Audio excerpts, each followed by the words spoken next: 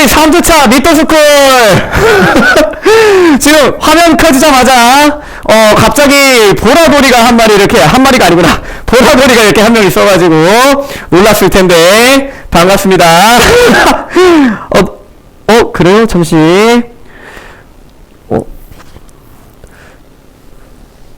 네, 혹시 소리가 많이 시끄럽나요 지금? 소리가 많이 시끄럽나요? 자, 우리 채팅으로 좀 알려주세요. 소리가 많이 시끄러워요. 그래요. 막 지지직거리나요? 너무 커요. 이거를 어떻게 하지? 꽂을 데가 없어요. 잠깐만요. 네? 들고요. 이거를 잠시만요. 우리 아직 시작은 아니니까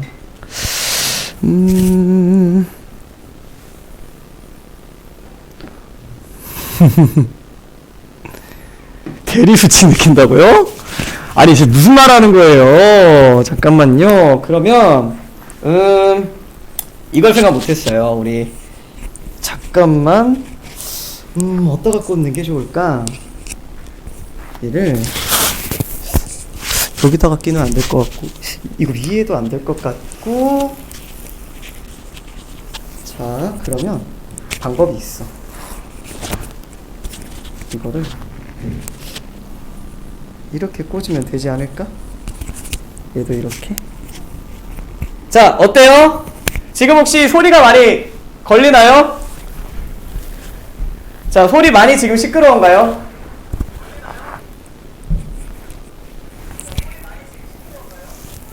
안 시끄러운 것 같아. 그죠? 훨씬 좋아요. 감사합니다. 네, 어쩌다가 이런 옷을 입으신 건가요? 여러분, 사실, 일단 제 소개를 좀 먼저 하고, 이 옷을 왜 입게 됐는지 이야기를 해야 될 것 같아요. 혹시 소리가 너무 시끄럽거나 하면은 채팅으로 알려주시면 좋을 것 같습니다. 반갑습니다, 여러분. 저는 우리 갈무리 1관에서 예비고1 수업, 지금 정규 수업 들어가고 있는 동동쌤이라고 합니다. 네, 반갑습니다. 오늘 제가 이게 이제 원래 이렇게 중요한 날에 이런 식으로 좀 입어보고 싶어가지고 네, 오늘은 그냥 동동쌤이 아닌 보라동동쌤으로 돌아왔다. 이렇게 생각을 해주시면 될 것 같고 화면을 건드렸어요. 잠시만요. 재밌네. 왜 안 나올까? 자, 잘 나와야 되는데. 잠시만요.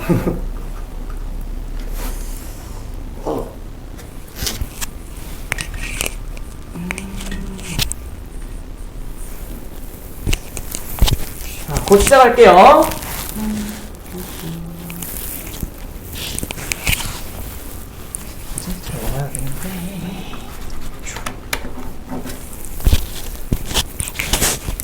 자, 나오는 대로 바로 시작하도록 하겠습니다.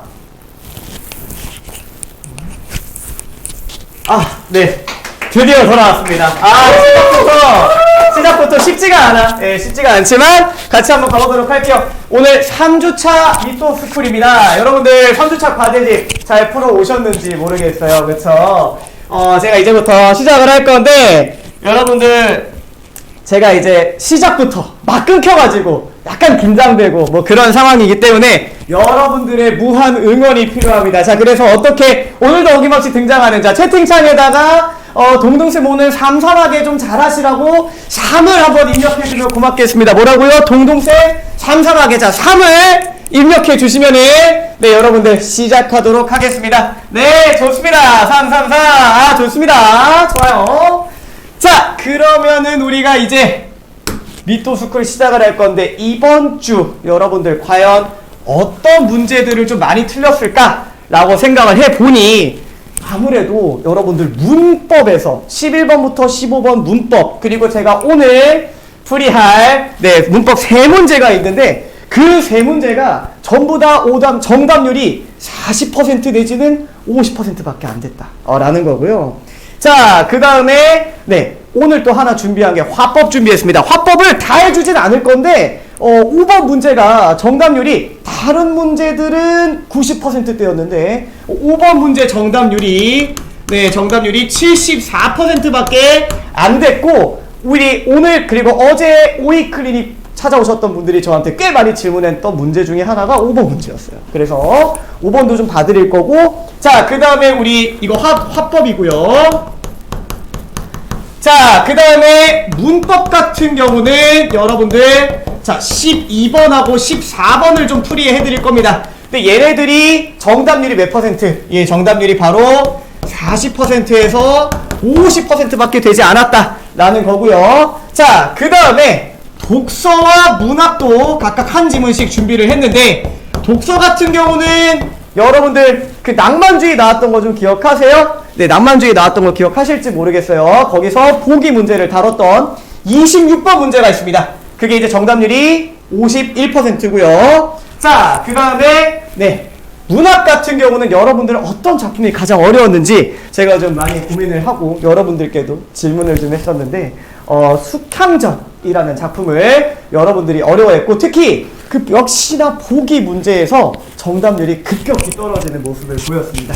네, 그래가지고 오늘은 이렇게 화법, 문법, 독서, 문학 한 지문씩 내지는 두 문제씩 진행을 할 거고, 그 다음에 우리 문법 복습할 거예요. 우리 지지난 시간에 배웠던 용언과 그리고 지난 시간에 배웠던 수식언, 그리고 수식언 이제 관형사와 부사를 배우게 될 겁니다.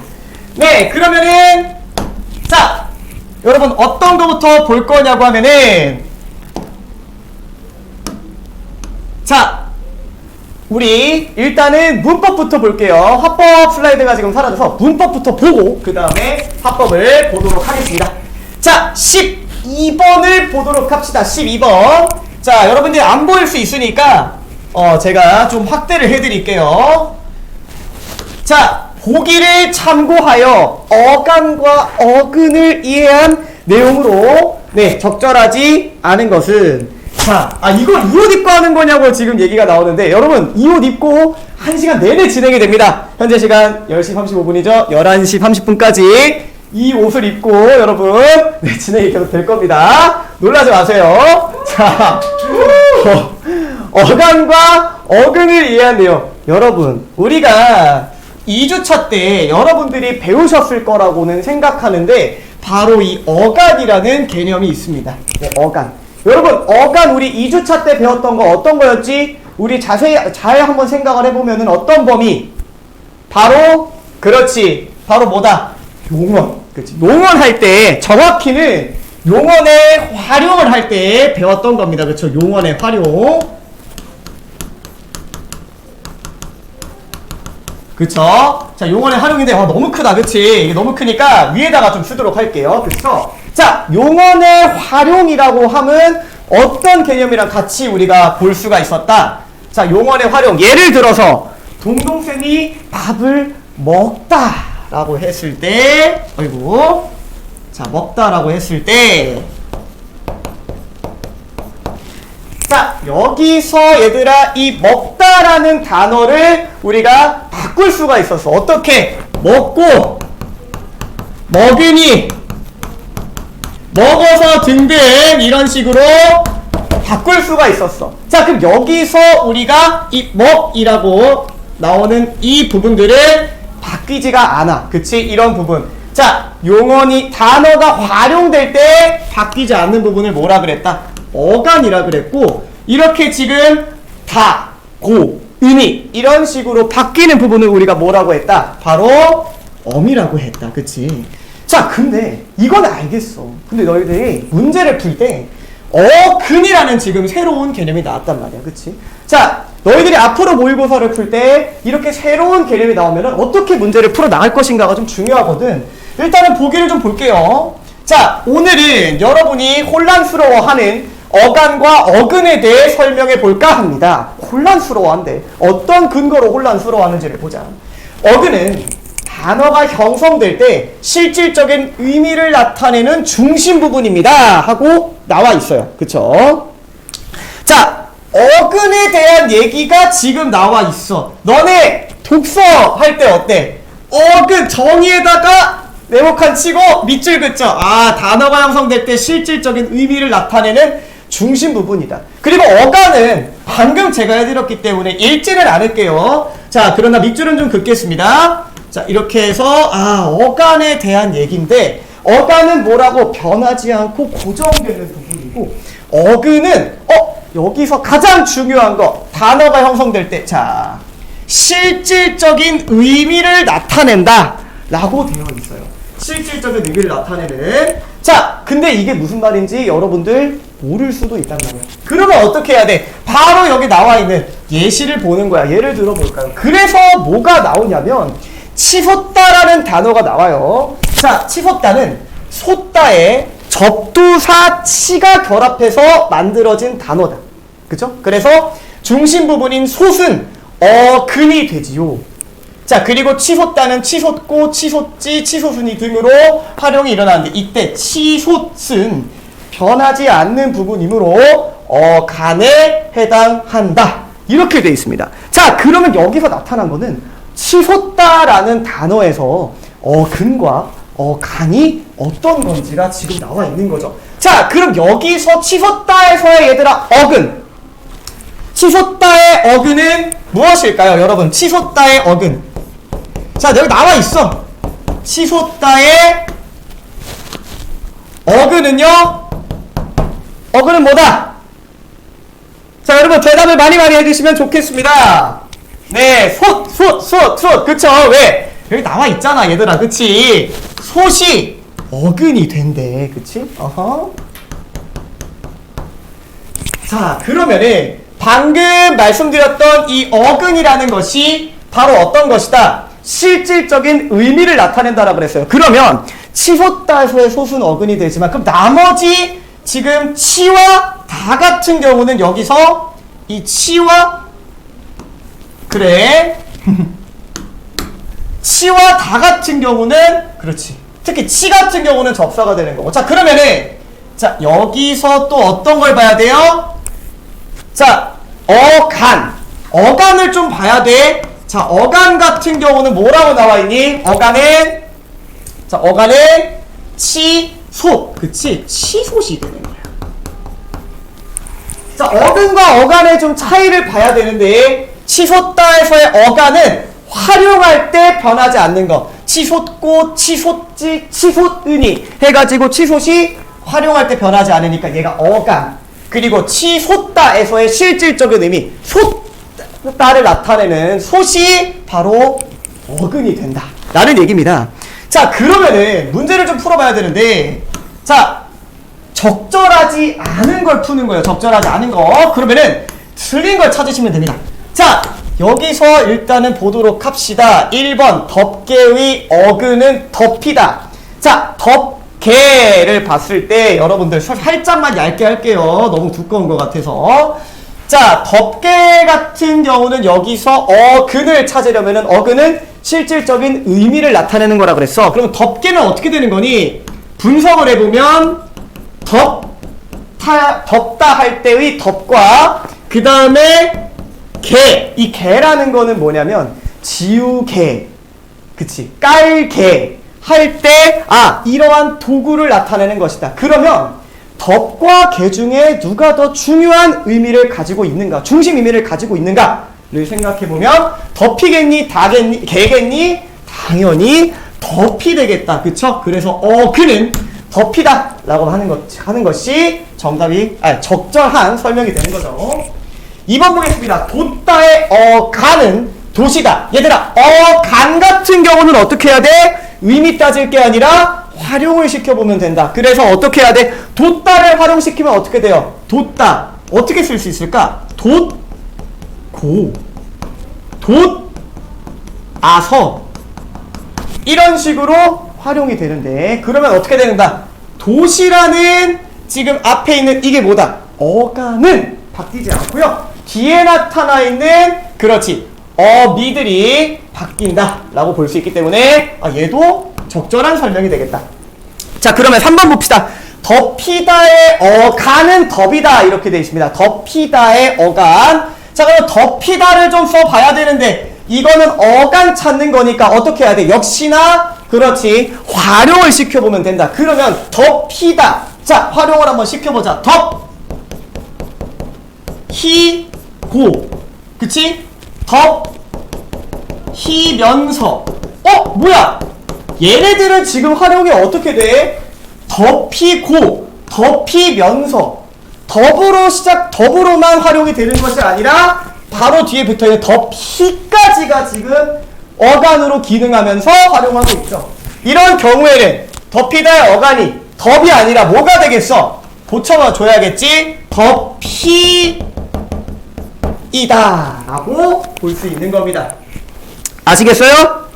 네. 네, 좋습니다. 자, 그 다음에 이제 오가다의 어간은 오가이다 이렇게 되어 있습니다.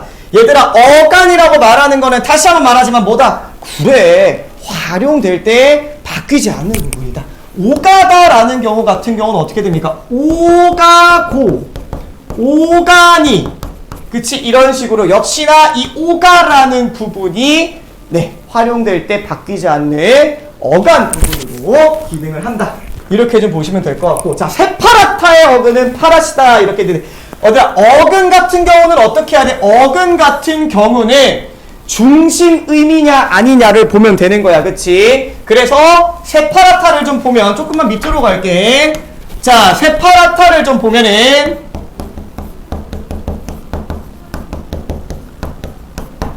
자, 여기서 이제 중심 의미라고 볼 수 있는 것은 바로 파라타 할 때 파랏이 되는 거지. 그리고 이 앞에 여러분 붙어있는 이 새, 이거 같은 경우는 뭐야? 파라타라는 속성을 더 강조해주는 얘는 뭐가 되냐면 접사가 되는데, 그냥 접사라고만 하지 않고 단어의 맨 앞에 오는 것이기 때문에, 자, 머리 두자 앞에 온다. 머리 두자를 써서 접두사라고 이야기를 할 거야. 그리고 이제 이 파랏이라는 부분이 바로 뭐가 된다? 어근이 된다. 이런 얘기가 되겠지. 네, 그래서 12번 문제는 이렇게 풀면 되겠습니다, 여러분. 그러니까 어근과 접사 같은 부분은 여러분들 다음 주에, 이제 돌아오는 주에 여러분들이 배우시게 될 거거든요. 그래서 그때 더 자세한 내용을 확인할 수 있지만, 만약에 여러분들이 모의고사에서 배우지 않은 부분들이 나온다 하더라도 여러분 보기를 보시면서 개념을 적용해 나가면 풀 수 있다 라는 얘기를 좀 들을 수 있겠습니다. 자, 안 불편하시나요? 안 불편해요. 예, 아직까지는 안 불편합니다. 제가, 여러분 아시는 분은 아시겠지만 제가 이 복장을 입고 풀로 수업을 한 적이 있어요. 우리 아침부터 저녁 때까지 이거를 계속 입고 수업을 한 적이 있었기 때문에 1시간 정도 착용하는 거 아무것도 아닙니다. 자, 그러면은 14번을 좀 보도록 하겠습니다. 이 문제를 정말 많이 틀렸어요. 여러분들, 우리가 용언, 관계원 이거 배웠을 때 품사 얘기를 했잖아요. 그쵸?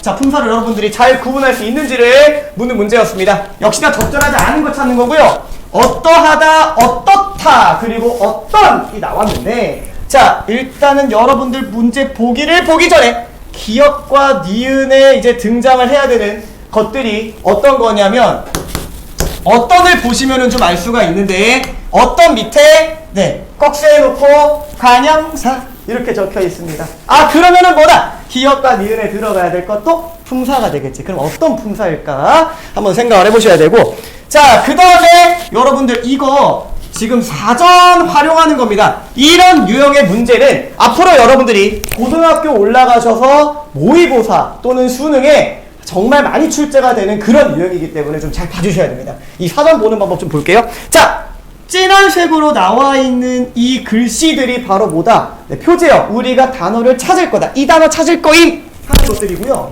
이제 밑에 나와 있는 것들이 품사입니다. 품사. 그쵸? 자, 그리고 바로 밑에 나와 있는 이 어떻다의 본말. 여기서는 의견성질 형편 상태 따위가 어찌 되어 있다 라고 나와 있는 게 바로 이 단어의 의미입니다. 정의. 그쵸? 정의 또는 의미가 되는 거고요. 얘들아, 이 기호 있죠? 이 기호가 굉장히 중요합니다. 이 기호는 바로 뭐다? 그렇지, 예문이야, 예문.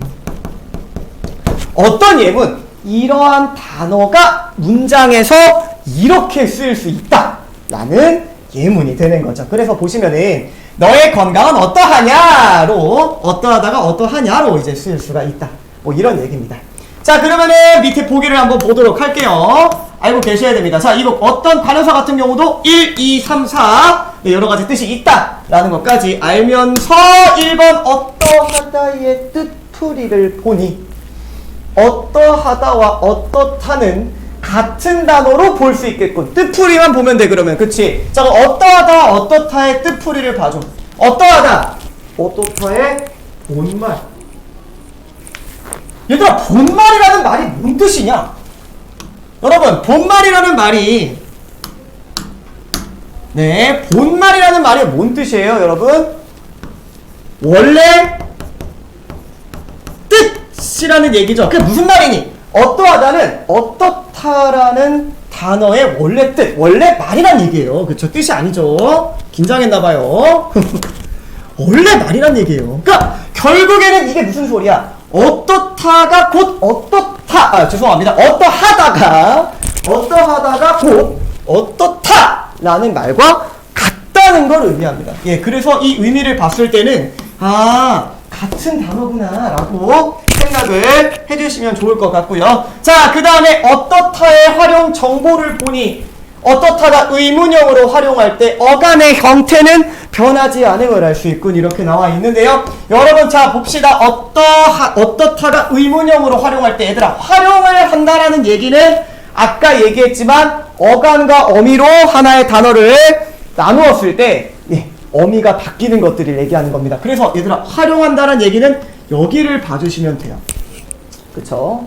자, 보도록 하겠습니다. 의문형으로 바꿨을 때. 자, 뭐, 예를 들어서, 어때, 어떠니, 어떻소 이렇게 되어 있는데, 여러분, 의문문으로 바꿨다라는 거는 무언가를 물어본다라는 얘기야. 그러면, 어떻다로 뭘 물어볼 때 어떻게 해요, 얘들아?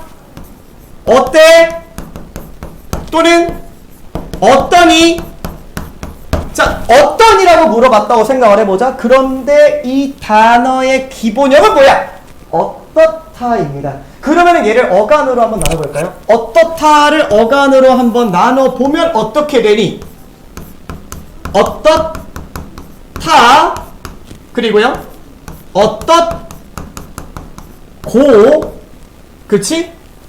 어떻게 된 거야? 어떻게도 있죠. 어떻게 발음이 안 돼요. 어떻게 그치? 그럼 어떻게 되는 거니? 나눴을 때 요렇게 나눠지게 되는 거지. 그치? 그래서 얘가 바뀌지 않네. 그럼 뭐다? 어간이 어떻시다. 그치?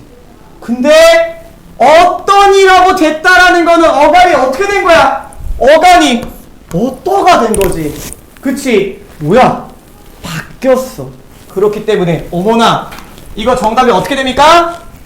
여러분들, 네, 맞습니다. 정답이 바로 2번이 되는 겁니다. 여러분, 2번. 네, 어간의 형태가 변해요. 어떠세서 어떠로 변하게 됩니다. 자, 시작한 지 이제 20분 정도가 흘렀습니다. 여러분, 아니, 시청자 수가 제가 일반에서 수업을 할 때 정말 보모도 당당하게 이야기를 했어요. 나의 목표는 500명이다. 이렇게 돼 있는데 지금 시청자 수가 280명밖에 안 됩니다. 여러분, 주위 갈무리 다니는 친구들에게 얼른 들어와라. 지금 미토스쿨 큰 거 온다. 예, 여러분, 지금 큰 거 왔잖아요. 그렇죠? 제가 지금 이러고 있잖아요. 네, 지금 제가 투혼을 펼치고 있는데 여러분들 한번 홍보를 좀 해주세요. 빨리, 나 지금 미토스쿨 듣고 있으니까 빨리 들어와. 네, 그래서 여러분들, 자 여러분들, 그러면은 이제 문법 영역에 해당하는 것들은 다 됐고요. 이제 여러분들 다른 영역으로 들어갈 텐데, 다른 영역 들어가기 전에 우리 시청자 수 500명의 어떤 기원하는 마음을 담아서 숫자 500 한번 외쳐주면서 가보도록 하겠습니다. 네, 안 애처로워요. 네, 괜찮아요. 즐거워요. 네, 여러분 500 한번 외쳐주면서 다음 지문으로, 다음 유형으로 가보도록 하겠습니다. 여기 있네. 네. 자, 어떤 걸 할 거냐면, 이거 간단한 건데, 화법을 나갈 겁니다. 화법. 화법 완전 쉬운 영역이라고 볼 수도 있겠지만, 그리고 실제로 1번부터 4번까지 정답률 90%대이기도 했지만, 5번이 생각보다, 네, 오답률이 좀 높았다. 30% 가까이 되는 인원이 틀렸기 때문에. 자, 그러면 볼게요. 5번. 자, 위토이의 흐름으로 볼 때 C의 의의를 가장 잘 설명한 것은 C의 의의예요. 자, 그러면은 C 부분을 좀 보면 되겠죠. 이거 다 읽지 않을 거예요. 왜냐면 여러분들이 이미 다 문제를 풀어봤을 거고 많은 학생들이 맞았기 때문에. 자, 볼게요. 그러면 러닝메이트 방식으로 학생회장 선거를 치르는 것이 좋겠다고 누리집에 의견을 올리자 학생회 안에 감시기구를 설치하면 이 방식이 지닌 단점을 보완할 수 있도록 보완할 수 있다는 점도 강조하도록 하고. 보완한대. 뭘 보완해? 단점을 보완한다라고 돼 있어요. 러닝메이트 방식, 사실 여러분들이 앞에 내용을 다 읽었겠지만 러닝메이트 방식 도입할 것인가 말 것인가에 대한 어떤 토론이 지금 왔다 갔다 하는 게 3번부터 5번의 제시문으로 지금 제시가 되어 있는 겁니다. 자, 그러면은 문제 보기로 한번 같이 보도록 할게요. 자, 위토이의 흐름으로 볼 때 C의 의의를 가장 잘 설명한 것은 이렇게 되어 있습니다. 자, C의 의의입니다. 아까 뭐라 나와있냐면 단점을 보완한다라는 얘기를 좀 봐주시면 좋을 것 같아요. 자, 1번 특정 방안의 문제점. 일단 단점 얘기가 나왔으니까 문제점. 아이고, 표시가 안 됐어. 자, 문제점. 오케이. 근데 전문가의 의견. 얘들아, 전문가 나왔니 안 나왔니? 전문가. 뭔가 교수라든지 또는 예를 들어서 이 문제에 대해 잘 아는 사람, 특정한 사람이 나온 게 아니기 때문에 1번은 정답이 될 수 없다. 2번 볼게요. 예상되는 문제점에 대한 해결 방안을 제시하여 특정 방안을 실행하는 데 합의하였다. 자, 예상되는 문제점, 단점 또 나왔죠? 오케이. 자, 해결 방안이 나왔는지를 봐야 돼요. 아까 단점 얘기는 나왔는데 해결 방안이 있었는지를 잠깐 다시 보면은, 자, 학생회 안에 감시기구를 설치하면 단점을 보완할 수 있다라는 얘기지. 그러면 뭐다? 문제점, 즉 단점을 보완할 수 있는 방법까지 지금 생각을 해놨죠? 자, 그리고 특정 방안, 러닝메이트를 실행하는데 합의하였다. 예, 정답이 2번이 되는 겁니다. 네.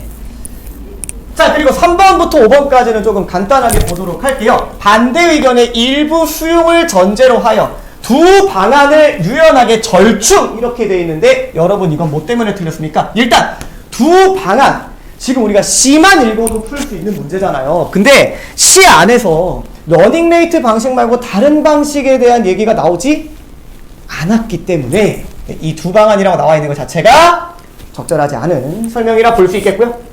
제3의 방법을 찾기 위해, 자, 제3의 방법이라는 게 뭐예요? 제3의 방법, 즉 두 가지가 아니라 두 가지 방법 나왔는데 다 틀렸고 또 다른 방법 이렇게 나와 있는데, 지금 여러분 글 보셨으면 아시겠지만 계속해서 러닝메이트 방식 그리고 후보자가 혼자 입후보하는 방식 두 가지로만 이야기를 하고 있었죠. 네, 그렇기 때문에 제3자 안 되겠고요. 자, 특정 방안의 선택이 바람직한 것인지 살피기 위해 다른 학생들과 이 문제를 공유하는데 합의하였다. 자, 다른 학생들과 이 문제를 공유하자. 왜? 특정 방안의 선택이 바람직한 것인지 옳은 건지 라고 물어봤는데 지금 여기서 나온 거는 뭐예요? 러닝메이트 방식으로 하자로 지금 결정하자. 특정 방안을 하자라고 얘기를 하는 거지 어떤 협의가 필요하거나 다른 학생들에게 얘기한다? 라는 얘기가 없기 때문에 이것은 정답은 2번으로 우리가 좀 스무스하게 풀 수 있었다.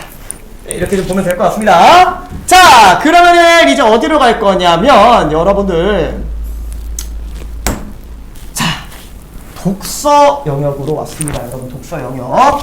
자, 독서 영역으로 왔습니다. 지금 같이 보도록 할게요. 우리 23번부터 26번 바로 뭐다? 비더마이어 음악, 낭만주의 음악 나왔던 바로 그 지문 기억하십니까? 근데 여러분들이 그 지문들 중에서 아주 특정 문제의 오답률이 매우 높았던 문제가 있습니다. 바로 몇 번 문제냐? 바로 몇 번 문제냐고 하면은 26번. 바로 이 문제입니다. 근데 이거는 조금 줄일게요. 한 180 정도로. 자, 윗글을 참고해요. 보기를 이해한 내용. 여러분들이 독서 지문, 비문학 지문 풀 때 꼭 뭘 틀리시냐면은 보기 지문에서 또 좀 많이 틀리는 경향이 있어요. 이번에도 특히 그랬고, 볼게요. 자, 이 그림은 몰입집, 이거 안 읽을게, 얘들아. 안 읽고 중요한 부분만 좀 읽도록 하자. 왜? 우리가 지금 생각보다 시간이 많이 지나갔어. 10시 57분이야. 그치? 30분이 거의 다 됐다. 자, 보도록 하자. 슈베르트 음악을 감상하기 위해 슈베르트와 그의 친구들이 모였던 곳이다. 이렇게 지금 나와 있습니다. 근데 슈베르트는 현재 낭만주의의 선구자로 평가받고 있대. 낭만주의 선구자. 오케이. 근데 당대라는 건 뭐야? 당시 그 시대에는 그리 높은 평가를 받지 못했다. 이렇게 나와 있습니다. 초창기의 슈베르트 연주에는 친구의 집에서 가족과 지인을 중심으로 여흥을 즐기며 실내악을 연주하는 형태였으나 형태였으나 이렇게 돼 있고, 얘들아 우리 독서 구독 비문학 구독하는 거 알고 있지? 얘들아 내가 되게 지금 얼굴이 눈이 가려져 있구나. 약간 이렇게 해야 되네. 이게 너희들도 써보면 알겠지만 굉장히 벗겨져. 좋아. 어쨌든 자, 형태였으나 이렇게 돼 있으니까는 역접으로 역삼각형 한번 해주시고, 반대되는 내용이 나올 거란 얘기지. 화가 슈빈트를 비롯하여 빈의 뛰어난 젊은 예술가들과 극작가 그릴 파르처 등이 참석하면서 점차 수준 높고 독창성 있는 음악을 연주하는 음악회가 됐다. 그러면은 정량은 뭐야? 초창기 슈베르트 집에서 연주, 그치? 초창기는 집에서 정리해줄게. 간단하게 그냥 정리하면 될 것 같아. 자, 초창기 집에서 연주했다는 얘기지. 집에서, 그치? 여기다 정리하는 게 더 편할 것 같긴 한데 그냥 여기다 했으니까. 자, 그 다음에 그 뒤는 어떻게 된 거야? 그 후에는 여러분 어떻게 나와 있어요? 지금 자, 수준 높고 독창성 있다 라고 돼 있죠. 그럼 뭐야? 수준이 높고 독창성 있는 음악을 연주하게 됐다.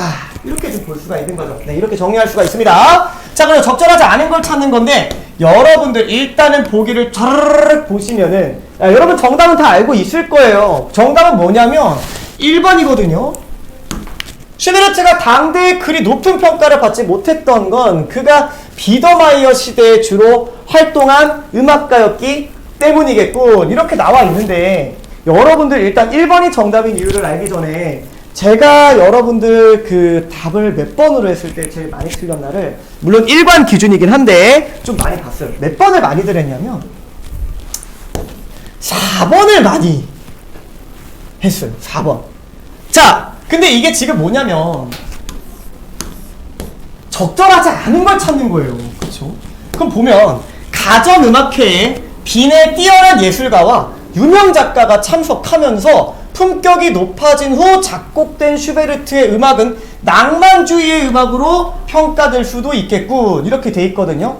자, 그러면 우리가 뭘 봐야 되냐면 일단은 슈베르트라는 인물에 대한 얘기를 좀 봐야 되고요. 그 다음에 여기서 중요한 개념어가 2개가 나왔지? 너네 이거 다 읽어봤기 때문에 알 거라고 생각해. 바로 뭐다? 비더마이어와 낭만주의. 제가 동그라미 쳤는데 낭만주의, 이렇게 2가지 중요한 개념어가 나오고, 슈베르트가 그렇다면 과연 어떤 사조에 속했는지 이거를 좀 볼 수 있는 거죠. 그쵸? 자, 그러면 보도록 할게요. 초창기의 슈베르트 연주회가 집에서 했다라 그랬어. 그치 얘들아? 근데 본문을 좀 확인을 해보면, 본문을 좀 확인을 해보면은 여러분 일단은 비더마이어와 낭만주의 얘기를 좀 찾아봐야 됩니다. 그쵸? 자, 여기서 집에서 뭔가 연주를 했다라는 얘기들이 좀 있죠. 그게 바로 어디냐면, 자, 일단은, 자, 비더마이어 시대라고 한다라는 정의가 좀 있고요. 그쵸? 자, 그 다음에 여기서 어떤 것들을 좀 봐야 되냐면은,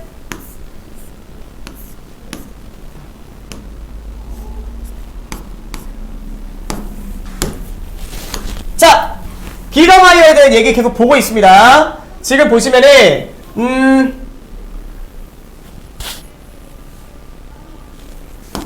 네, 얘들아, 본문보다 지금 제가 너무 긴장했나봐요. 여러분 너무 긴장했어. 너무 가까워요? 너무 가깝다고요? 뭐가 가깝죠? 제 얼굴이 가깝나요?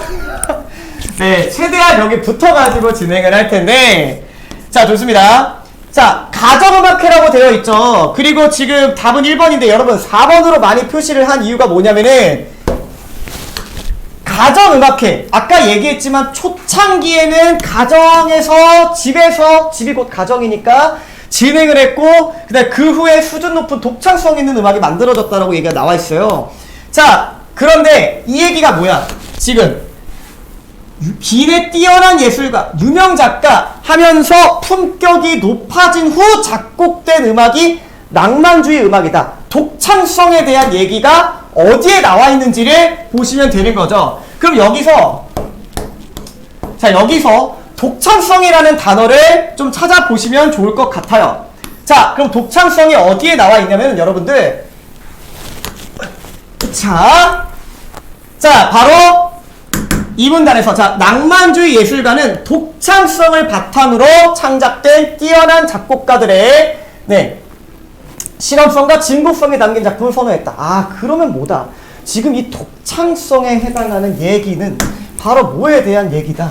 낭만주의에 해당하는 이야기가 되겠다 라는 얘기가 되는 거죠. 자, 그런데 지금 1번을 보시면 당대의 글이 높은 평가를 받지 못했다. 왜? 비더마이어 시대에 주로 활동한 음악가였기 때문이군. 이렇게 돼 있거든요. 자, 근데 보면 당대의 높은 평가를 못 받았고 초창기 때 가정에서 연주를 했어요. 그쵸? 자, 그런데 지금은 낭만주의. 왜? 얘들아, 초창기 때 일했지만 여러분 그 후에는 수준이 높아졌다라고 되어 있는 거죠. 그러니까 이게 무슨 말이냐면 자, 비더마이어 시대에 주로 활동했다라고 되어 있는데 여러분들 가정에서 그렇게 했다라는 거, 여러분 가정은 사실 어떤 시대의 특성이다. 우리 본문에서 확인할 수 있었겠지만 바로 비더마이어, 오히려 가정에서 연주했던 그 초창기의 경향이 비더마이어 시대에 해당이 되는 거다라고 볼 수가 있고요. 이 뒤에 나와 있는 독창성 있는 그 수준으로 지금 그 후에 올라갔다라고 하는 거죠. 그러니까 지금 여기서 그가 비더마이어 시대에 주로 활동한 음악가였다 라는 얘기는 초창기 때 오히려 비더마이어 식의 음악을 했기 때문에 이 얘기가 비더마이어 시대의 음악을 했는데 비더마이어 시대에 활동했기 때문에 좋은 평가를 받지 못한다? 시대에 맞는 얘기를 했기 때문에 오히려 높은 평가를 받았어야 되는 겁니다. 근데 지금 이 설명대로라면 그런데 이게 무슨 말이야? 그러면 사실은 이 말이 틀렸다는 얘기죠. 비더마이어 시대에 주로 활동한 것이 아니라 오히려 낭만주의 시대에 주로 활동을 했고 초창기 때 했던 음악이 바로 뭐다? 비더마이어 음악이었다 라는 이야기를 할 수 있겠죠. 그래서 4번이 정답이 되는 거고 1번이 정답이 되는 거고 여러분 제 얼굴이 부담스럽군요. 너무 가까이 설치한 것 같아요. 만약에 이제 다음에 미토스토를 또 한다 그러면은 최대한 카메라를 멀리 설치할 수 있도록 하겠습니다. 조금 부담이 되네요. 예, 좋습니다. 자, 그 다음에 이제 어디로 갈 거냐면 마지막인데요. 바로 여러분 숙향전입니다. 숙향전 같은 경우는 사실 여러분들 고전 소설이기도 한데 특히 여러분 어떤 문제를 많이 틀렸냐고 하면은 42번 이 문제를 정말 많이 틀렸어요. 그래서 중요한 개념들을 좀 보고 그 다음에 문법 개념 복습한 다음에 이제 미토스크를 끝내도록 하겠습니다. 자, 보기를 참고하여 윗글을 감상한 내용 적절하지 않은 겁니다. 숙향전은 적강소설에 해당한다. 그럼 여러분들이 이제 어떤 생각해? 적강소설이 뭐임? 이런 생각하겠지. 자, 그럼 적강소설에 대한 얘기를 봐. 적강소설은 천상계의 신선이 죄를 지어 지상계로 귀양을 왔다는 이야기 요소를 지니고 있다. 천상계의 신선, 즉 하늘에 있는 신선. 얘들아, 신선 정도는 무슨 말인지 알겠지? 자, 그러면 신선, 산신령 같은 그런 존재야. 뭔가 신기하고 뭔가 신적인 존재란 말이야. 그런 신선이 죄를 지어서 지상계로 귀양을 왔어. 근데 이 지상계라는 건 뭐야? 얘들아, 우리 땅을 말하는 거니까 우리 인간들이 사는 세상이라고 볼 수 있겠지. 자, 그러면 이 작품의 공간은 먼저 천상계와 지상계의 두 층으로 나뉘어지고 이렇게 나뉘어지고 지상계는 다시 인간계가 명사계. 지상계가 뭐야? 방금 선생님이 인간들이 사는 세상이라 그랬는데 뭐야? 인간계가 따로 있고 명사계? 이렇게 돼 있어요. 자, 그런데 천상계와 지상계는 별개의 공간으로 설정되어 있어 넘나들 수 없어. 천상계에서 지상계로 기양은 갔을지언정 지상계에서 천상계로 다시 올라가는 거 쉽지 않다는 얘기야. 그런데 인간계와 명사계는 넘나들 수 있는 공간으로 설정되어 있다. 이렇게 돼 있어요. 그럼 얘들아, 명사계라는 게 대체 어떤 공간일까? 너네 본문을 확인을 해보셨기는 했겠지만 여러분, 이 명사계라는 건 바로 뭐예요? 아이고, 밑에 맞죠? 이 명사계라는 거는 여러분들 여기 지금 안 나왔죠? 안 나와 있는데 이 명사계라는 건 바로 뭐냐면 저승입니다. 저승. 여러분들 이거 알고 계셔야 됩니다. 저승이라는 공간이고요. 자, 그러면 이제 1번부터 5번까지 이렇게 쭉쭉쭉 나와 있는데 역시나 적절하지 않은 거 찾는 겁니다. 그럼 4개는 맞다는 얘기인데, 자, 숙향, 당연히 숙향 전이니까 이 작품의 주인공이라고 볼 수 있고요. 자, 또 다른 인물이 지금 누가 나오냐면 후토 부인, 그리고 장승상 부인, 이런 식으로 지금 나와 있습니다. 그 여러분들 제가 이거 1번부터 5번까지 하나하나 다 짚어주면서 이 부분에 이게 나와 있으니까 이게 정답이야 라고 하기보다는 정답인 부분만 짚어서 이게 왜인지를 보는 게 좋을 것 같아요. 자, 정답은 여러분들 몇 번인가요? 자, 적절하지 않은 거라고 나와 있는데 여러분 정답은 몇 번이냐면은 4번입니다. 아이고, 체크가 잘 안 되네. 오케이. 자, 천상계의 일과 지상계의 일은 과거와 현재의 빈번한 장면 교차를 통해 제시되고 있다. 자, 그러면 천상계의 일과 지상계의 일이 나왔던 본문 일부만 좀 보도록 할게요. 어떤 일이 있었냐면은 여러분 이 줄거리는 다 아실 거라고 생각이 돼요. 어떻게 나오냐면, 자, 숙향이라는 아이가 자, 피란하는 사람들, 무언가 지금 피해서 도망가고 있는 사람들이 다 흩어져가지고 혼자 남았어요. 그래서 막 울고 있는데 갑자기 누가 나와? 여기서 누가 나오냐면 부인이 나옵니다. 그쵸? 이 부인, 자, 부인이 나와가지고 경액을 쓰도록 하라 해서 숙향이한테 어떤 액체를 줍니다. 이 경액이라는 액체, 물 같은 걸 줘요. 그래서 어떻게 해요? 그거 마시니까 숙향이가 전생의 기억이 회복되는 거야. 아, 전생의 이런 기억들이 회복되고 있다. 자, 그리고 숙향이가 그 부인한테 말을 거는데 그 부인의 정체는 바로 뭐다? 정체는 띠용 후토 부인이다. 아, 그럼 숙향이가 후토 부인을 만나서 음료, 경액을 받아먹고 정신을 차렸더니 전생에서의 일이 기억나는 거지. 그치? 자, 그 다음에 이제 숙향이 후토 부인한테 물어요. 듣자오니 명사계는 시황이 계시다 하더니 정녕 그렇습니까? 갑자기 뭐야? 명사계 얘기를 꺼내게 됩니다. 자, 그러면서 이제 선녀의 부모가 어쩌고 저쩌고, 즉, 숙향의 인간계의 부모에 대한 이야기를 하고요. 자, 그 다음에 이쪽으로 넘어가서 보면은, 자, 월궁의 선녀로 계실 때는 상제께 득죄, 즉, 옥황상제한테 죄를 져가지고 억울하게 되었는데, 규성이란 선녀가, 자, 또 다른 선녀가 나와요. 자, 또 다른 선녀가 옥황님께 득죄, 옥황상제한테 또 죄를 졌어. 즉, 숙향이만 죄를 지어서 인간 세계로 귀양 온 게 아니라 다른 선녀도 죄를 지어갖고 귀양을 온 거야. 근데 걔가 어떻게 됐어? 장승상의 부인이 됐대. 자, 그리고 이 장승상의 부인이 부모를 은혜를 갚고, 그리고 나서 숙향이가 부모를 만날 수 있게 되는 거. 그게 바로 몇 년 뒤? 15년 이후 되오리다. 자, 그러면서 숙향이가 차라리 죽을래. 어떻게 15년 뒤에 엄마 아빠를 만나? 라고 얘기를 하고, 그걸 후토 부인이 안 돼. 이것은 천명이다. 하늘의 명령이야. 막 이렇게 얘기를 하면서 어떤 일이 벌어지고 나서야 인간의 영화를, 즉 너가 바라는 일을 하게끔 된다는 얘기입니다. 그러면서 이제 장승상 댁으로 찾아가면서 사슴의 등에 올라타가지고 눈 깜짝할 사이에 3,300리라는 긴 거리. 여러분, 이거는 약간 시간이 없기는 하지만 잠깐 말씀드리면 1, 2가 여러분 몇 킬로인지 아세요? 지금 여기 보면 3,300리 이렇게 나오거든요. 자, 3,300리 여러분 1, 2가요. 아시는 분들도 계시겠지만 약 0.4km라고 그래요. 그러니까는 3,300리라고 하는 거는 약 1,200km? 조금 넘겠죠. 암산을 때려보면. 예, 그런데 그렇게나 먼 길을 사슴을 타고 한 방에 갔다라는 얘기입니다. 네, 그런 얘기인데 문제로 가야 되는데 문제 나와라. 네. 자, 문제를 보시면은, 자, 숙향은 천상계에서 죄를 지어 지상계로 기양 왔다. 얘들아, 방금 얘기했지? 숙향이도 죄 지어서 기양 왔고, 장승상 부인 얘도 죄 지어서 기양 온 선녀라고. 자, 그 다음에 숙향과 후토 부인이 만나는 공간. 아까 대화에서 얘기하긴 했는데, 숙향이가 후토 부인한테 물어봐요. 여기 명사계에는 시왕이 계신다며? 라고 물어봐요. 그렇죠? 그러니까, 명사계가 있는 공간이 될 것 같고. 자, 그 다음에 숙향과 장승상 부인, 천상계의 인연, 둘 다 선녀였어. 근데 둘 다 죄지어서 내려왔다란 얘기야.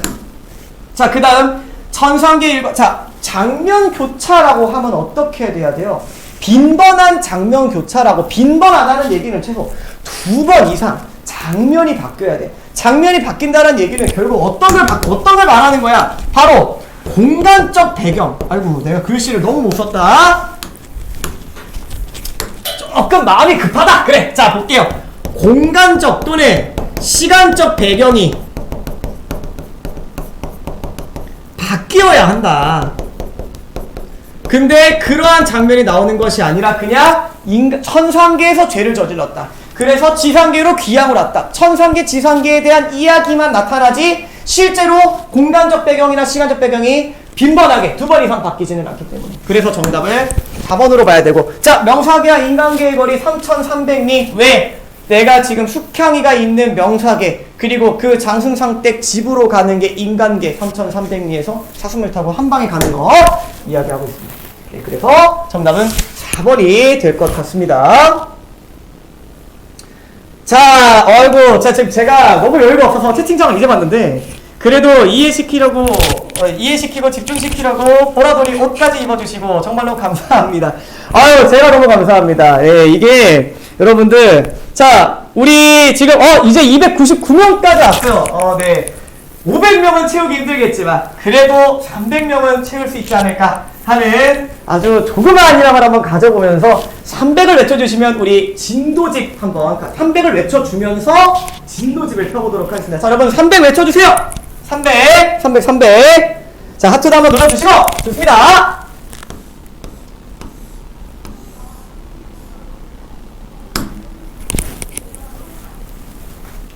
자, 규칙 활용과 지금 불규칙 활용, 우리가 2주차 때 배웠던 용어를 같이 한번 볼 건데요. 자, 규칙 활용과 불규칙 활용 이렇게 나와 있습니다. 우리가 사실 배웠던 거, 그리고 여러분들이 이번 주, 그러니까 지난주라고 해야 될까요? 오늘까지 왔던 토, 일, 월, 화 미니 실전 테스트에서 참 많이 틀렸던 게 있죠. 바로 이 규칙 활용과 불규칙 활용인데, 이것들에 대해서 다시 한번 설명을 드리고 문제 간단하게 한 문제 딱 풀 겁니다. 보도록 할게요. 자, 어간이 변하는 불규칙 활용, 어미가 변하는 불규칙 활용, 그리고 어간과 어미가 모두 변하는 불규칙 활용, 이렇게 되어 있습니다. 불규칙 활용이라는 것 자체가 여러분들 옆에 있는 개념 플러스를 딱 봤을 때, 자, 1번 같은 경우는 굽다, 허리가 굽다, 이렇게 굽은 거죠? 허리가 굽다라고 했을 때 굽고, 굽지, 굽어서, 굽으니, 굽이라는 어간이 그대로 유지되면서 뒤에 있는 어미들이 바뀐다. 이렇게 좀 볼 수 있죠. 이런 건 바로 뭐다? 그냥 얘가 규칙 용언이라고 적혀 있어요. 그리고 규칙 용언이라는 거는 규칙 활용이란 얘기예요. 그쵸? 규칙적으로 활용이 됐다란 얘기고. 자, 그런데 불에 굽다라는 거를 좀 보면은, 자, 굽고, 굽지. 여기까지는 괜찮은데, 자, 구워서가 됐습니다. 고기에 불을 구워서, 뭐라는 거야? 불에 고기를 구워서가 되겠죠? 자, 그럴 때 어떻게 돼요? 굽워서가 아니라 구워서로 지금 바뀌어버렸어요. 뭐가? 어간이 바뀌어버렸다. 자, 그리고 구운이 같은 경우도 원래 구분이라고 해야 되는데, 굽이라는 어간이 바뀌어버렸다. 자, 이렇게 기준이라는 게 없죠. 그쵸? 기준이라는 게 없고, 어떨 때는 어간이, 어떨 때는 뭔가 다른 어떤 어간으로 바뀌는 게 바로 뭐다? 불규칙 용언, 불규칙 활용이다. 이렇게 좀 말씀을 드릴 수가 있겠어요. 자, 그래서 이것들 얘들아 내가 다 외워야 된다 라고 이제 이야기를 했니? 내가 일반 친구들한테 내가 얘기를 하면서 뭐라 그랬냐면, 야, 이거 외우면 좋겠지만 다 외울 필요까지는 없다. 이렇게 얘기를 했어. 왜? 너희들이 만약에 모의고사에서 이 문제가 나온다라 그러면은 이 불규칙 활용에 대한 글, 정보가 담겨있는 글을 주고 그걸 따라서 문제를 푸는 그런 형태로 나오기 때문이고, 내신에 나온다라고 하면은 좀 어느 정도 외워줘야겠지. 자, 그런데 여러분, 이거는 여러분 수업 시간에 다 했던 거기는 하지만 제가 공통점을 얘기 한번 해주고 싶어요. 다른 반 친구들은 또 못 들었을 거기도 하고, 복습 차원에서. 자, 여러분, 이 어간이 변하는 불규칙 활용 같은 경우는 어떻게 된다 그랬습니까, 여러분? 시옷 불규칙, 비읍 불규칙, 디귿 불규칙, 르 불규칙, 우 불규칙, 얘네들이, 자, 형태를 좀 보시면은 감이 올 텐데, 형태의 예를 보세요. 자, 얘네들이 다 어떻게 된다? 이 시옷, 비읍, 디귿, 르, 우. 얘네들이 변화했을 때 어떻게 된다? 지금 뭔가 없어져요. 아, 좋습니다. 뭔가 없어져요. 뭐가 없어져? 얘네들이 지금 없어지는 거야. 시옷 불규칙 보면 서 이렇게 돼야 되는데 우리 지서라고 하지 않지? 지어라고 한단 말이지. 아, 시옷이 없어지는구나. 그래서 불규칙 활용의 예를 보면 졌다, 붙다, 낫다 이렇게 돼 있는데 얘네 다 바꿔봐. 저, 부어, 나 이런 식으로 시옷들이 지워진다는 얘기지. 자, 근데 뭔가 좀 이상하지 않아요? 뭐가 이상해? 얘들아, 불규칙 활용이라고 돼 있는데 시옷 불규칙, 시옷 없어지고, 비읍 불규칙, 비읍 없어지고, 디귿 불규칙, 디귿 없어지고. 자, 분명히 일정한 규칙을 갖고 있는 것 같은데 왜 얘네들이 불규칙 활용인가? 한번 잘 생각해 보세요. 밑에 것까지 공통점 알려드리고 말씀드리겠습니다. 자, 2번 어미가 변하는 불규칙 활용 같은 경우는, 자, 여불규칙, 러불규칙, 오불규칙 얘네들의 공통점 한번 생각을 해보라는 얘기지. 역시나 형태 예를 좀 보세요. 어떤 게 될까요, 여러분? 300명 돌파했네. 감사합니다, 여러분. 자, 어떻게 될까요? 여러분, 불규칙, 연하, 러나, 그렇지. 아, 서열이 좋다. 뭔가 생겨요. 뭐가 생겨? 여가 생기고, 러가 생기고, 오가 생긴다. 그치? 그래서 이 일하다, 사랑하다 같은 경우도 보면은 일하여, 사랑하여 라는 식의 활용이 가능하다는 얘기야. 그치? 푸르다도 마찬가지야. 푸르러. 그치? 그리고 여기 좀 보면은 눌러 이런 식으로 러가 생긴다라는 얘기지. 자, 그리고 밑에 거를 보면은 어간과 어미가 모두 변하는 불규칙 활용이라 돼 있어. 근데 봐봐. 히읗 불규칙 이렇게 돼 있네. 자, 근데 하나밖에 없는데 무슨 놈의 공통점이야? 라고 물어볼 수도 있겠는데, 얘들아, 이거는 바로 불규칙 활용이 얘들만 같이 좀 봐줘도 될 것 같아. 바로 뭐다? 얘들아, 누렇다, 빨갛다, 까맣다 다 어떤 거랑 관련 있는 거라 그랬어? 어떤 거랑 관련 있는 거? 누렇다, 빨갛다, 까맣다 뭐랑 관련 있어, 얘들아? 그래, 색깔! 그치? 근데 색깔이라고 적으면 조금 그러니까 뭐라고 할 거냐면 색채를 가진다, 또는 어떻게 할 거야? 감각적인 어떤 단어, 감각 단어라고 생각을 해주면, 얘네들의 공통점 바로 뭐다? 어간과 어미가 모두 변한다. 어떻게 변해? 얘들아, 파랏에다가 아를 붙이면 어떻게 돼? 어간 파랏이 어떻게 됩니까? 히읗이 없어지는 거죠. 그리고 어미도 어때요? 분명히 아로 끝나야 되는데 여기서는 파레로 끝났다, 에로 끝났다는 얘기지. 그치? 자, 그러면 각각 어간, 어미, 그리고 어간, 어미까지 다 바뀌는 것들 해가지고 불규칙 활용의 예를 좀 봤는데, 이게 왜 불규칙 활용인가? 심지어는 공통점도 있고 일정한 규칙이 있는 것 같은데 왜 불규칙 활용이냐고 하면은, 자, 바로 뭐 때문이다? 내 오른쪽에 나와 있는 규칙 활용의 예 때문이다. 왜 이렇게 필기가 안 되니? 규칙 활용의 예 때문이다. 즉 무슨 말이냐면, 졌다, 붙다, 낫다 이런 애들은 시옷이 탈락해. 그치? 근데 벗다, 빗다, 솟다 얘네들을 봐봐. 벗다, 벗어, 벗고 어때? 뭐야? 시옷이 탈락이 안 돼. 그치? 이런 경우에는 분명히 시옷 불규칙에 해당해야 되는 거 아닌가? 라고 했는데 얘는 그렇지가 않다는 얘기야. 밑에 솟다, 빼앗다 등도 다 마찬가지야. 그러니까 결국 불규칙 활용의 이유는 뭐야? 규칙 활용이 되는 것들도 있기 때문이다 라고 우리가 볼 수 있는 거야. 그거에 대한 기준이 딱히 없어. 자, 그러니까 불규칙이 되는 거지. 자, 그러면은 우리가 규칙 활용, 불규칙 활용 얘기를 좀 했기 때문에 이것과 관련된 문제를 좀 같이 보면 좋을 것 같아요. 어떤 문제가 있을까 좀 보도록 하겠습니다. 자, 어떤 문제가 좋을까를 고민을 좀 하고 있어요. 어떤 게 좋을까? 한 문제만 딱 풀면 좋을 것 같은데. 자, 여러분 11번을 좀 보도록 합시다. 2014학년도 4월 고3 학력평가. 예, 여러분 2014학년도 좀 오래된 문제긴 하지만 문법이니까요. 자, 동음이 관계에 있는 용어들. 얘들아, 동음이 너희 이미 풀었던 거기는 한데 동음이라는 건 뭐야? 같은 같은 소리인데 다른 뜻을 갖고 있는 단어를 말하는 거야. 자, 그 기본형은 같지만 다양한 어미를 결합시켜 활용을 해보면 하나는 규칙, 하나는 불규칙 하면서 활용 형태가 서로 달라진다라고 나와 있어요. 자, 그러면은 지금 이게 무슨 말이냐면 나머지 하나는 규칙 활용, 하나는 불규칙 활용인 걸 찾아보라는 얘기가 되겠지. 자, 그러면 이 사례로 가장 적절한 건 뭘까? 라고 했을 때 사실 제가 이 문제를 고른 건 여러분들이 좀 쉽게 다가갈 수 있게끔 하려고 한 겁니다. 정답은 몇 번일까요, 여러분? 다 푸셨을 거기 때문에 바로 정답이 나오긴 하겠지만 왜인지를 생각해 보세요. 여러분, 힌트를 드리면 예시로도 나왔던 거다. 그치? 예시로. 아까 불규칙 활용할 때 예시로도 좀 나왔던 거. 네, 그렇죠. 정답은 3번이 되겠지. 왜? 소나무가 굽은 거는 내가 아까 뭐라 그랬어? 허리가 굽은 거랑 똑같다 그랬어. 그치?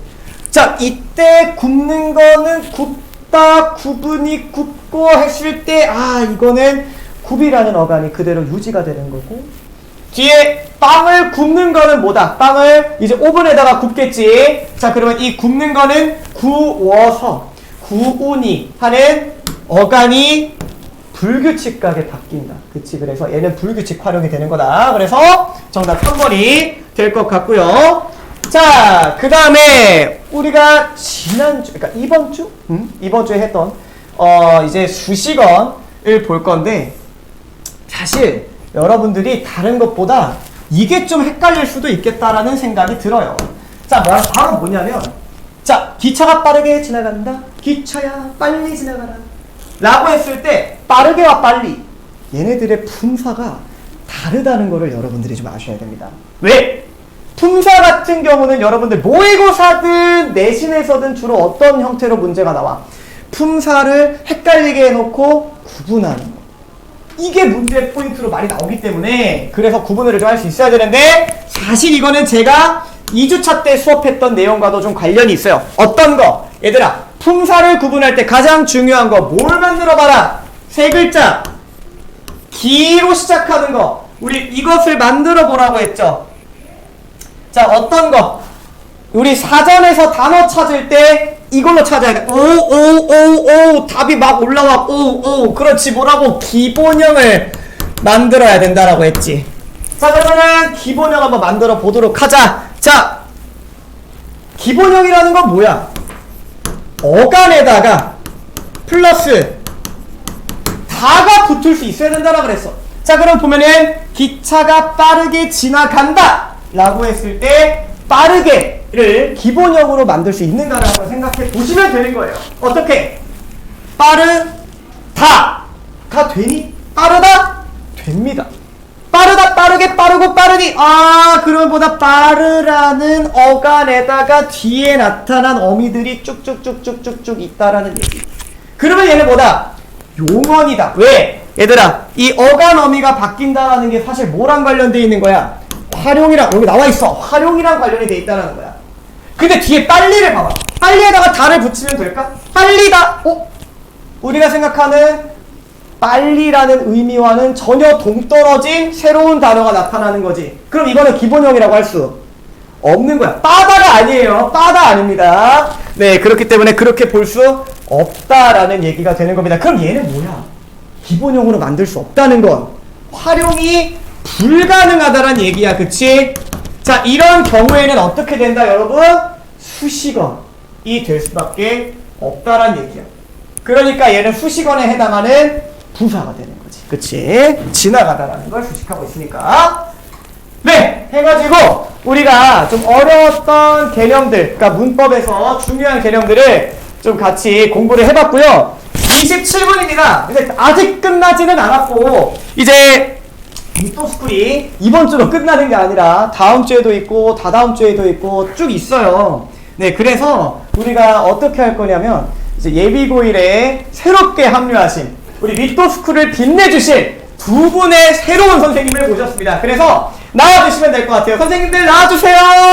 나와주세요. 자, 앞에 서세요. 제 앞에. 얘들아, 1시간 동안 내 얼굴 보니까 질리지? 야, 새로운 우리 뉴페이스들 좀 봐봐. 선생님들, 자, 안녕하세요. 자, 우리 정학생부터 한번 자기소개 부탁드릴게요. 마이크가 멀어지면 그러네요. 자, 여기 있을게요. 여기 있을게요. 안녕하세요. 저는 1관의 목동관의 예비고일 팀에 합류하게 된 김정화 선생님이고요. 학생들이 자꾸 갈무리 닉네임을 지으라고 이야기를 하는데 아직 마땅히 싱크빅이 떠오르지 않아서 추천 언제든지 환영합니다. 와, 좋다. 자, 우리 잘생겼다! 네, 잘생겼다! 아유, 진짜 미치겠어요. 제 옆에 있는데 마이크만 없으면 도망가고 싶을 정도로 잘생기신 우리 선생님 계십니다. 자, 소개해주세요. 안녕하세요. 일관의 이현이라고 합니다. 와, 한마디. 한마디? 네, 우리 현쌤은 다음 주 미토스쿨에 출연하실 거예요. 맞죠? 맞습니다. 네, 4주차 미토스쿨에 출연하실 거기 때문에 우리 미래 시청자들에게 한마디 부탁드립니다. 잘 부탁드려요. 네, 잘 부탁드립니다, 여러분. 네, 좋습니다, 여러분. 이렇게 해서 목소리 미쳤다. 진짜 혼납니다. 우리 정화쌤, 현쌤에 대한 얘기가 네, 동동쌤, 현쌤, 성능은 키 차이 막 이러고 있네요. 네. 동동쌤 성능은 키 차이. 예, 정말 미치겠어요. 예, 좋습니다. 자, 여러분, 이렇게 해가지고 3주차 미토스쿨을 여기까지 하도록 하겠습니다. 초반에 약간 이게 사전도 안 나오고 크고 작은 좀 사고들이 약간 있었지만 끝까지 미토스쿨 시청해주신 여러분들 너무 감사드리고 500명까지 가지는 못했지만 300명이라도 채웠다는 게 어디냐 라고 좀 생각을 하면서 우리 4주차 미토스쿨 그리고 그 뒤에 미토스쿨도 쭉 봐주시길 부탁드리겠습니다. 여러분 감사합니다. 여러분 안녕. 자, 이제 얼른 자세요. 주무세요 빨리. 안 잘 거 다 알지만 주무세요. 네. 자, 복습도 하고 네, 좋습니다.